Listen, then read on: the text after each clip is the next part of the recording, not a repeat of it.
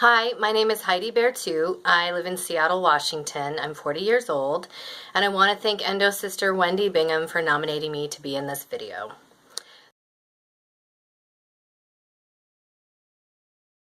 So I was diagnosed with endometriosis about 3 years ago. I was diagnosed because I was having a lot of symptoms, and they found a 10 centimeter endometrioma on my right ovary. I did have surgery for that, and it was done by a gynecologist. And of course, as a lot of women can relate to, they went in to remove the endometrioma but found much more extensive endometriosis. And so they weren't able to remove it all, so I ended up having to have another surgery 2 years later with an endometriosis specialist who hopefully was able to remove it all. So I've only had 2 surgeries. I know a lot of women have had many surgeries, but it doesn't matter because one surgery to however many you've had, they're incredibly disruptive and it takes a long time to recover. So I really feel for all the women out there who've had multiple surgeries.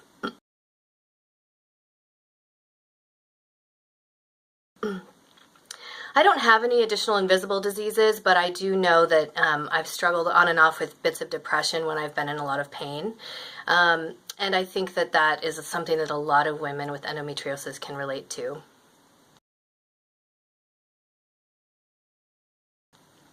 I think the endo symptoms that really surprised me were the digestive symptoms.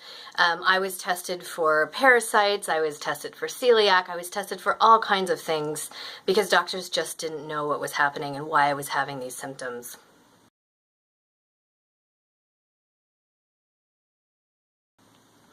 The pain is really hard to describe because it's of course very intense and it can be very sharp at certain times of the month. But I think the other thing that surprised me is I had pain throughout the month that I thought was maybe just musculoskeletal, like back pain and leg pain and other types of pain like that that were dull and aching and overly they just consume your life. And so I think that level of pain, along with the sharp pain, I think those sort of like day-to-day pains can be incredibly hard to discuss and understand and realize that they're related to endometriosis. I can relate a little bit to gaslighting. I think that I haven't overtly had it a lot in my life. I've definitely had people tell me that they weren't sure, that my symptoms were really that severe. But I think overall the general place that we're at with research and the medical community really understanding endometriosis is in a way a form of gaslighting because there's just not a lot of emphasis put on making it a priority and putting research dollars towards it and towards learning more about it. And so in a sense that's saying that we don't think it's valid and we don't think it's as important as you do, you in the endo community. So I think that there's a whole range of gaslighting that's happening.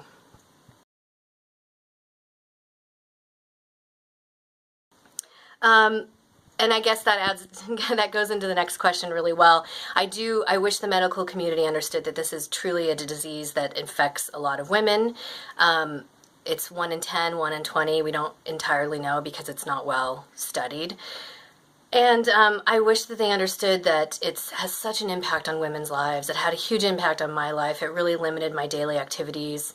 And it really takes a toll on your support community. It takes a toll on your job. It takes a toll on many aspects of your life.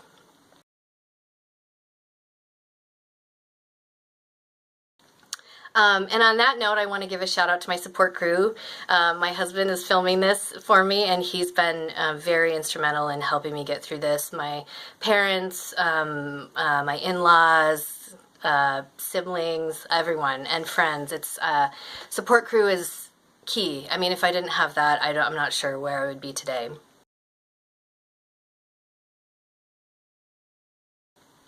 I just want to encourage other women to seek resources. I think that really helped me. If it's an online support group, if it's a Facebook group, if it's an in-person group, find other women who have endometriosis and are struggling or who are not struggling. Maybe they've had surgery or they've had some treatments that have really helped them and they're doing better. But I think find other women who you can talk to and relate to, and that is so key. That helped me tremendously. So thank you so much, and I really, I really am impressed by all the women with endometriosis that I've met, because they're so strong and they're so resourceful and they're really working hard to overcome a disease that is incredibly painful and debilitating. So big shout out to all of you women out there. Thank you.